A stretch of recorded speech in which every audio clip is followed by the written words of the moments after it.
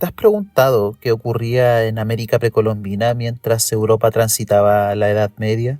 A menudo, cuando analizamos comparativamente la historia de dos núcleos civilizatorios, o es decir, de dos culturas diferentes en diferentes regiones del mundo, pero en un mismo arco temporal, solemos concentrarnos en, ya sea por sesgo, ya sea por un clima de polarización actual que tienda a generalizar o reducir las cosas a su mínima expresión, a un reel de 1 minuto y 30 segundos, por ejemplo, o de un clip viral que se populariza y que genera debate, pero que en el fondo deja de lado otros criterios que son tan interesantes y no analizan la historia en su totalidad, no analizan la historia en su contexto. Partimos por eso.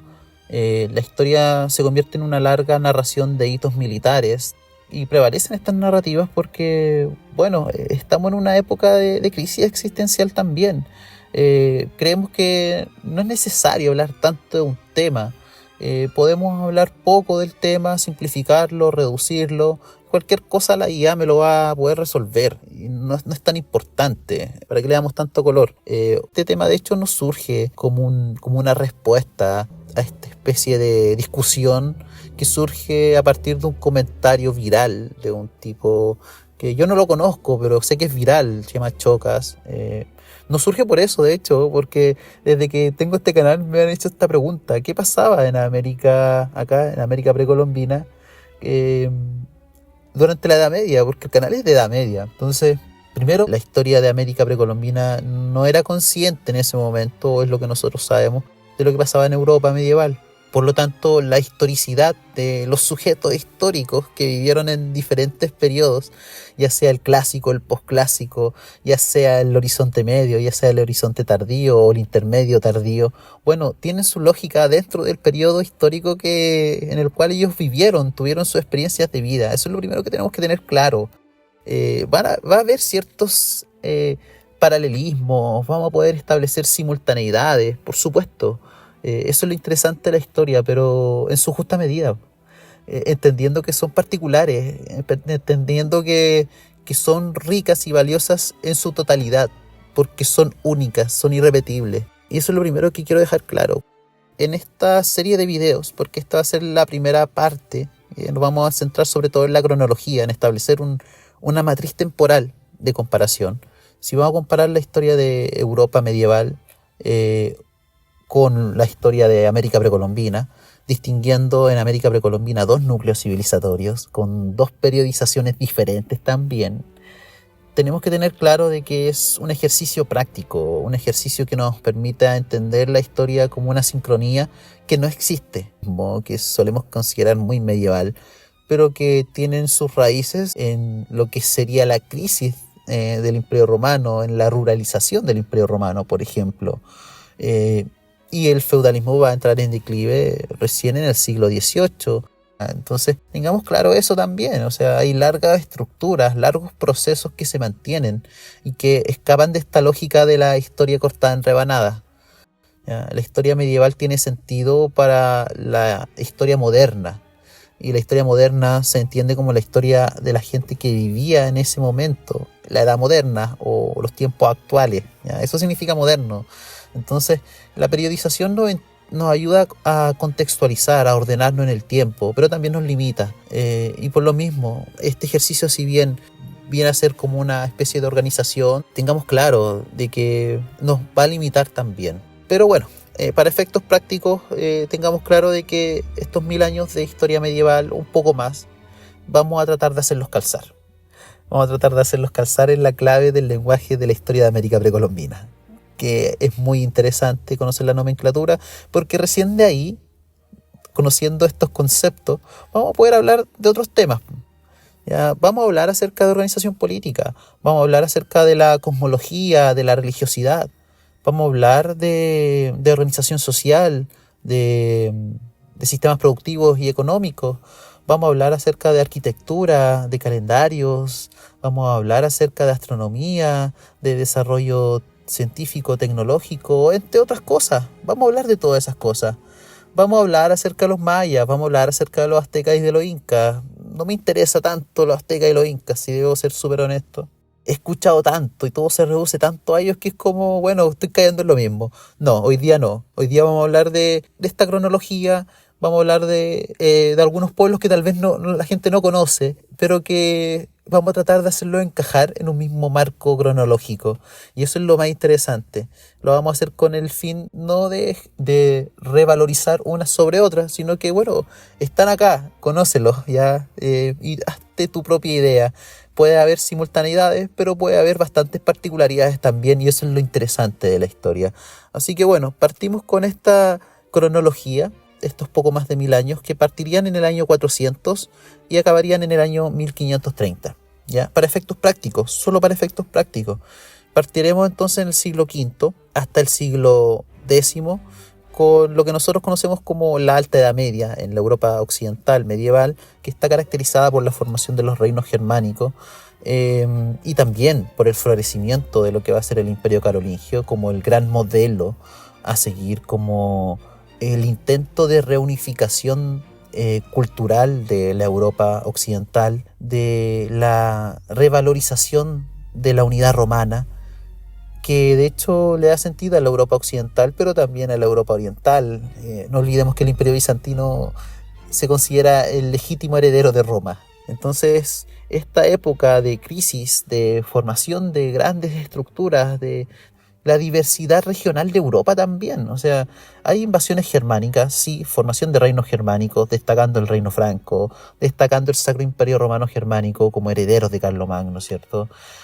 En el sur, por supuesto, el reino visigótico en España, todos estos reinos de la Inglaterra medieval, ¿cierto? Los 7 reinos de Inglaterra, pero también toda la cultura céltica que ya existía antes de los anglos, sajones o jutos, estos pueblos germánicos. Ya habían otros pueblos célticos en las Islas Británicas. Entonces, claro, no solamente reinos germánicos, hay otros elementos culturales también, en la expansión del Islam, ¿cierto? Por el norte de África, por el Levante, Medio Oriente, y sobre todo también en lo que es Persia. Vemos las invasiones de los magiares, de pueblos centroasiáticos, de los eslavos. ¿Ya? La Europa oriental es mayormente eslava y están bajo el área de influencia bizantina. ¿Ya? Es complicado tratar de buscar una lógica de unidad en la Europa occidental medieval, que es básicamente lo que se enseña en los colegios, pero entendamos que es un mundo bastante diverso, bastante integrado en una lógica mucho mayor.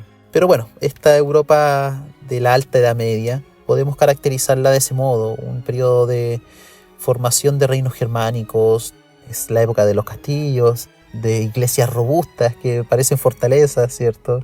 De invasiones normandas también, que van a seguir, de hecho, en los primeros siglos del periodo posterior, de la plena Edad Media, pero que es bueno dejar claro, es un periodo de mucha crisis, ¿ya? En Europa, pero en Mesoamérica, entre el siglo V y el siglo X, vamos a ver el florecimiento de grandes ciudades-estado mayas como Tikal y Palenque. Eso es algo muy interesante a considerar. Mientras Europa transita por un proceso de ruralización que viene desde la época romana, ojo, viene de mucho antes, de fragmentación del poder, ¿cierto?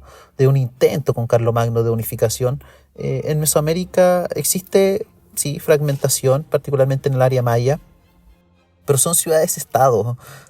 Tikal, en Palenque, en un ambiente o en una naturaleza bastante hostil, donde hay que desarrollar técnicas agrícolas extensivas como la roza para mantener la supervivencia de estas ciudades.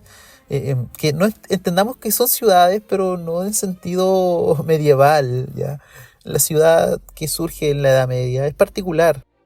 Surge también en torno a centros ceremoniales religiosos y se van consolidando un centro comercial, ¿cierto? Barrios, en este caso, para diferentes grupos sociales y económicos, sí. Pero también, y lo que es muy interesante, es que son ciudades que surgen en un ambiente diferente, ¿ya? En medio de la selva. Claro, podemos despejar un poco el terreno para construir la pirámide. Vamos a poder construir algunos barrios para desarrollar el comercio, por supuesto, algunas instituciones, pero mucha de la gente alrededor de estos núcleos urbanos va a vivir en medio de la selva. Son ciudades de carácter extendidas, son ciudades que se adaptan al entorno. Y es por eso que si entendemos la ciudad solamente como un montón de casas apiladas, concentradas alrededor del núcleo, suele ser ese el modelo y no suele ser ese el objetivo, po. Debiésemos entender que la ciudad se va configurando de acuerdo con el entorno en el cual se emplaza, ¿cierto? Teotihuacán, por ejemplo, que hay estimaciones que señalan que llegó a tener 150.000 habitantes. Pero bueno, ese periodo clásico para Teotihuacán, con una ciudad enorme, con ciudades-estado mayas en medio de la selva, pero bastante populosas, bastante importantes como Tikal o Palenque, nos muestra que estas culturas clásicas para el área mesoamericana van a mantener su legado posteriormente en el periodo que continúa, que es el posclásico. En el área de los Andes centrales, por su parte, mientras la Europa occidental está transitando esta alta edad media y Mesoamérica vive el periodo clásico, se está viviendo un periodo conocido como el Horizonte Medio, el auge de Huari y de Tiahuanaco. Y claro, vamos a caer mucho en esto del reduccionismo, son como los grandes hitos, la consolidación del Imperio Huari, heredan toda una tradición cultural de Tiahuanaco. Tiahuanaco es una cultura que viene de mucho antes, en el área del lago Titicaca, es un centro cultural y religioso. Viracocha se convierte en el heredero del dios de los báculos de Chavín de Huántar.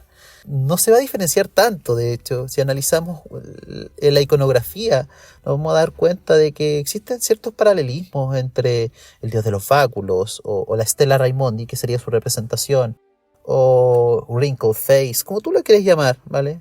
O dios cara arrugada, ¿cierto? Dios cinturón de serpiente, como tú lo quieras decir. Es muy similar a Viracocha, ya que se vincula con esta creación, un ser creador, un ser que tiene control elemental, ¿cierto? Y claramente vamos a ver que esta influencia cultural desde Chavín de Huántar va a ser legada por Tiahuanaco, y Tiahuanaco lo va a heredar a Huari. Huari se convierte en un estado centralizado expansivo, por lo tanto es un imperio. Al ser el primer imperio de este lado del mundo, deja de lado esta narrativa acerca del gran imperio inca, que fue como el único, irrepetible, el Tahuantinsuyo, el más grande. Sí, por supuesto, es grande, pero también lo fue Huari. Y Huari logró unificar a diferentes grupos que habitaban la sierra, la pampa, la costa peruana. Tiahuanaco es el gran centro ceremonial en el área andina. Y hasta el día de hoy sigue cautivando a muchos visitantes. Y es por algo. Ahí hay una carga especial a nivel simbólico y religioso. Pero si hablamos de Huari y de Tiahuanaco, no podemos dejar de lado a Moche. La cultura Moche surge en el siglo II después de Cristo. Partiría antes en esta cronología. Ya sería una trampa. Pero quiero hablar de Moche porque, claro, el declive de Moche coincide con el auge de Huari. Ya, Huari conquistó toda la costa del norte de Perú. Pero Moche fue muy influyente, especialmente para Chimú, en la costa norte peruana. Su industria textil y alfarera no tienen parangón, no tienen un heredero que logre mostrar ese desarrollo de la técnica, ese arte tan particular de los moche. Sus huacos escultóricos son de un realismo que no se ha visto nunca. La cerámica escultórica moche es fenomenal, es única en el mundo. Y su legado creo que no se suele considerar, porque bueno, es más fácil quedarnos con esta idea más reduccionista de lo que nos puede mostrar una película o una animación, ¿ya? Porque sí, es más didáctico, más simple. ¿Para qué meternos con lo moche? ¿Para qué meternos con lo Huari, con Tiahuanaco? Si al final todo es lo mismo, en el fondo. Y tiene sentido también esa narrativa. Pero cuando queremos en realidad profundizar y hablar más del tema, y necesitamos más datos, nos damos cuenta de que hay ciertos tesoros en la historia. Y estos tesoros, muchos de los cuales están ocultos, pero a la vez visibles frente a nosotros. Eso es lo más interesante. Están ahí. Y ojalá poder valorarlos más. El segundo periodo o arco o subarco temporal que vamos a comparar es la plena Edad Media. La plena Edad Media en Europa es el auge del feudalismo clásico, una fragmentación del poder, por supuesto, una época de cruzadas. existe también un importante intercambio con Oriente. Si las cruzadas no solamente es para ir a matar musulmanes o judíos, ¿ya? Porque hubo mucho de eso, sino que también permitió un enriquecimiento de la cultura de Europa Occidental que permite o posibilita entender el periodo posterior. Esta plena Edad Media es la época más medieval, se podría decir. Recoge esta época de invasiones, esta época de reconfiguración, de caballería, de grandes reinos, de dinastías, ¿cierto? Con este Juego de Tronos, básicamente. Y por otra parte, todo lo que es la cultura medieval clásica, ¿cierto? Este cristianismo militante. Es la época del caballero de la fe, es la época de los que luchan por la fe cristiana. Y es la época que permite distinguir Oriente de Occidente de una manera más clara también. La Europa occidental de la plena Edad Media es una Europa que está siendo cada vez más consciente de su propia particularidad. Lo hace porque se compara con Oriente, un Oriente que mucho antes ya había alcanzado un pleno desarrollo. Para que este surgimiento de ciudades como Brujas en el norte de Europa, por ejemplo, fuera posible, era necesario también un intercambio comercial con Oriente, ya rutas comerciales que se pudieran abrir. Pero Bagdad, mucho tiempo antes, ya era una metrópoli, ya era una gran ciudad en Oriente. Era de hecho un modelo a seguir para las ciudades del mundo islámico. No había comparación con la Europa occidental, ¿te das cuenta? Es lo mismo con Bizancio, Constantinopla. No tiene comparación con alguna ciudad europea en ese momento. Están constituyéndose ciudades centrourbanos, muchos de los cuales son antiguas ciudades romanas, tengamos claro eso. Por lo mismo, hay toda una continuidad. Se va a ir desarrollando poco a poco lo que va a ser el arte gótico, pero eso ya viene para el próximo periodo, que sería la Baja Edad Media, pero no nos vamos a adelantar, ¿cierto? Vamos a dejar hasta acá este periodo de plena Edad Media en Europa Occidental, desde el siglo IX hasta el siglo XIII, del año 900 al año 1200, ¿vale? El posclásico en su fase temprana, en caso de Mesoamérica por su parte, ve el surgimiento de la cultura tolteca, un gran hito en lo que sería el centro de México, herederos de Teotihuacán, pero no alcanzaron ese nivel de desarrollo de grandes construcciones colosales, ¿ya? Los atlantes son colosales, ¿vale? Son columnas que hasta el día de hoy imponen respeto, pero no son como Teotihuacán. Los ritos y la cultura del mundo tolteca, sin embargo, va a ser legada o va a ser heredada al Imperio Mexica y también a los diferentes pueblos que convivieron en esta zona. Va a haber un activo intercambio, de hecho, entre toltecas y mayas. Y lo último que va quedando de los mayas, porque Chichén Itzá en esta fase temprana del posclásico es el gran centro urbano que va quedando. Es la última etapa, una etapa que también tiene mucho de sincretismo entre lo tolteca y lo maya. Hay un activo intercambio, por eso es muy interesante cuando se analiza la historia de Mesoamérica, porque se suele creer que viven como alejados, que no hay comunicación, no hay intercambio, pero sí lo hay, y en esta época es muy activo. Y eso es muy interesante porque cuando uno ve, por ejemplo, esta película Apocalipto, cuando llegan los españoles y lo ven ahí los indígenas, en este caso mayas, porque se supone que son mayas, no son aztecas, pero tiene más sentido que sean aztecas, pero no tiene sentido que sean mayas, porque ya se supone que habían dejado de habitar en estos grandes centros urbanos, lo habían despoblado hace mucho. Ojo, no desaparecieron, ya, que eso es otra creencia popular, estos efectos Mandela que se producen de repente. Pero claro, en realidad no pudo haber sido posible eso, ya no tiene sentido. En caso de los Andes centrales, muy interesante porque pasamos del Horizonte Medio, que ve el auge de un gran imperio unificador que genera una cultura unitaria. Pasamos a un periodo de diversificación y aquí entra un dilema interesante. ¿Qué es más importante? ¿El largo proceso de homogeneidad cultural y de estabilidad cultural o periodos de crisis de la homogeneidad cultural, donde surgen desarrollos culturales a nivel regional y particular? Siento que acá hay una riqueza enorme, porque revive, por ejemplo, esta cultura de la costa peruana, donde revive la alfarería a un nivel tal que se va a construir una ciudad de barro, la ciudad más grande construida con barro hasta ese momento, que sería la ciudad de Chanchán, capital del reino Chimú. El reino Chimú es un heredero directo de lo que es Moche. o tomaron el legado de la industria textil, de la industria alfarera, de la metalurgia también de Moche.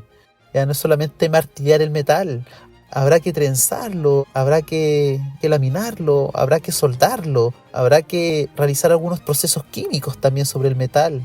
Algo que en la Europa medieval se conoció como alquimia, bueno, acá también se podía hacer. La metalurgia no era solamente martillar el metal para, bueno, construir un arma. No era el centro de la metalurgia. La metalurgia estaba diseñada sobre todo para dar estatus, cumplir un fin ornamental y ceremonial. Y en todo caso, habían otros elementos que podían tener el mismo valor ceremonial. Por ejemplo, las conchas de Spondylus. Tenía tanto mayor valor que el oro. Estaba asociado con las divinidades costeras del norte de Perú, con la fertilidad agrícola, con el fenómeno del niño, por ejemplo. Entonces, la presencia o no presencia de Spondylus tiene mucha relación con divinidades relacionadas con la fertilidad, como la diosa de la luna, así, por ejemplo.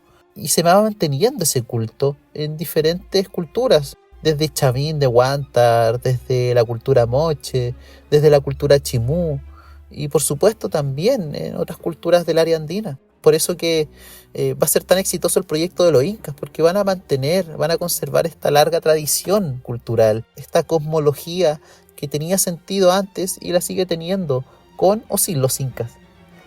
Finalmente, en este marco cronológico, tenemos la Baja Edad Media europea desde el siglo XIII hasta el siglo XVI.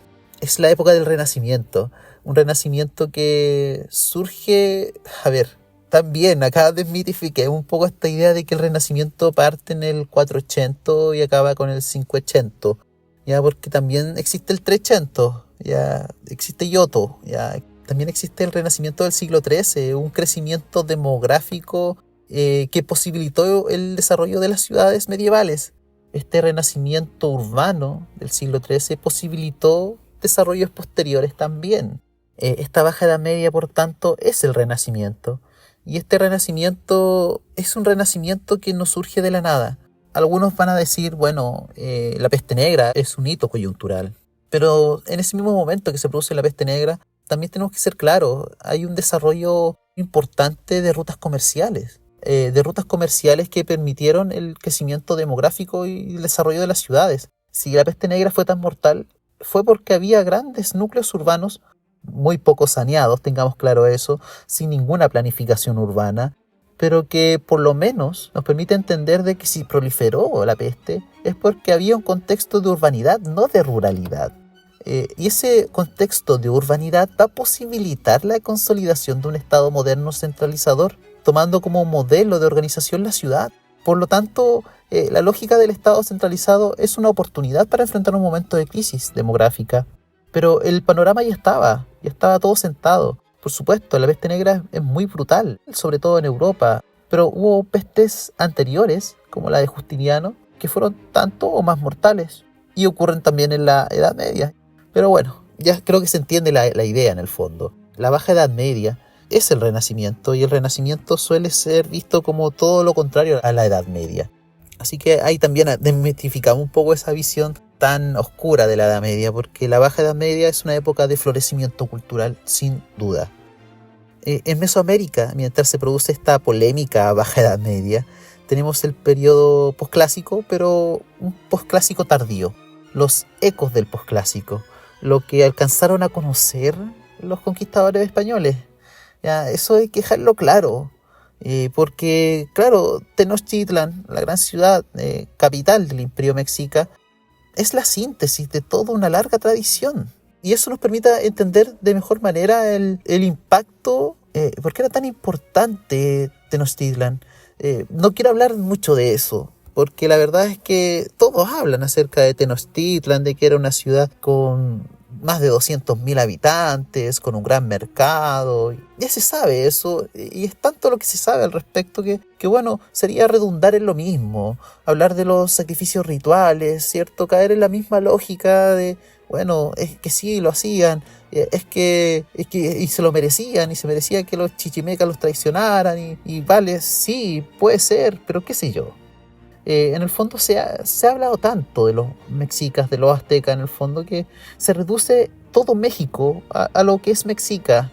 y se reduce de tal manera de que, bueno, se termina vanagloriando, se termina legitimando el discurso que dice, bueno, eran tribus, eran básicamente caníbales, eran tipos antropófagos que mataban gente por sacrificarlas para mantener el orden cósmico al dios Huitzilopochtli, y por eso se lo merecían básicamente. Es como hacer un ejercicio de justicia histórica, y yo lo encuentro absurdo.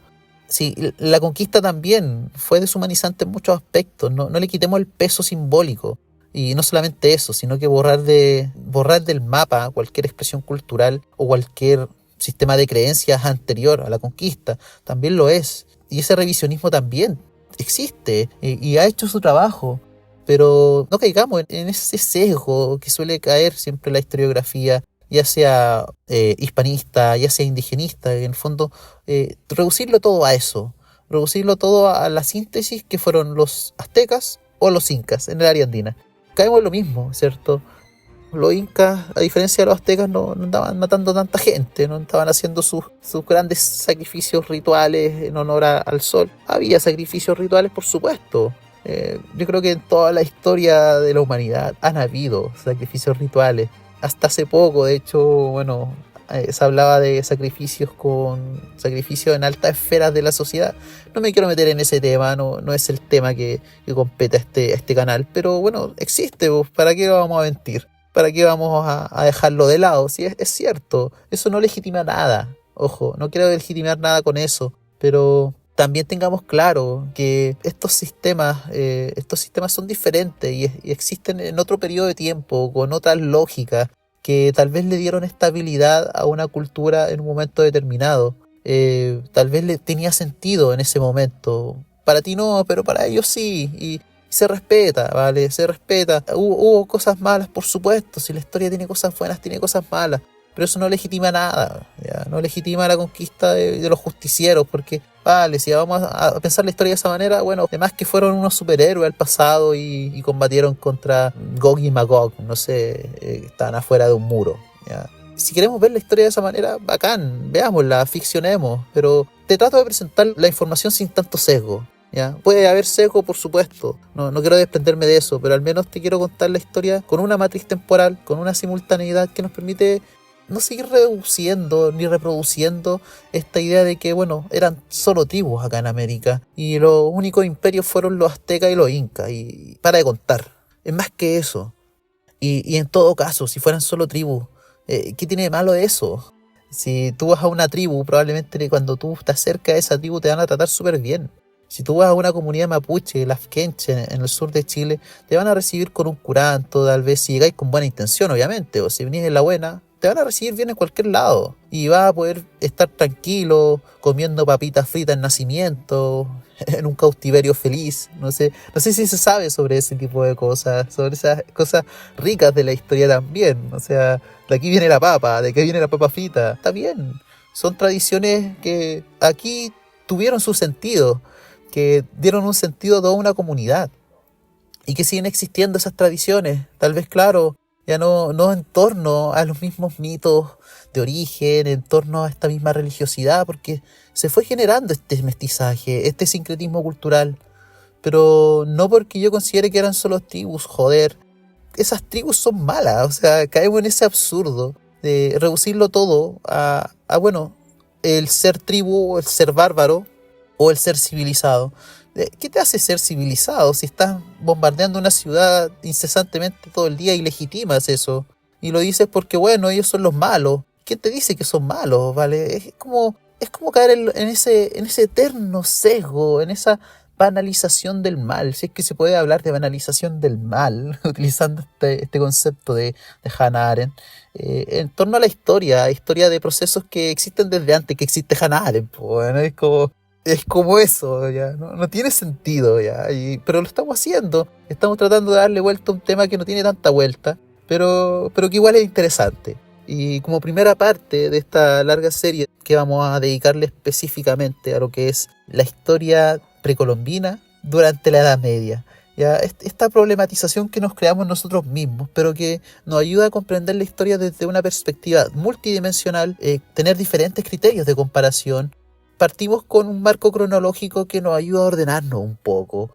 Conocer, por ejemplo, que mientras en la Europa occidental, entre el año 400 y el año 900, se vivía la Alta Edad Media, en Mesoamérica se estaba viendo un periodo de esplendor llamado periodo clásico, con Teotihuacán. De ahí vienen esas pirámides colosales, ¿cierto? O Tikal, Palenque en el área maya.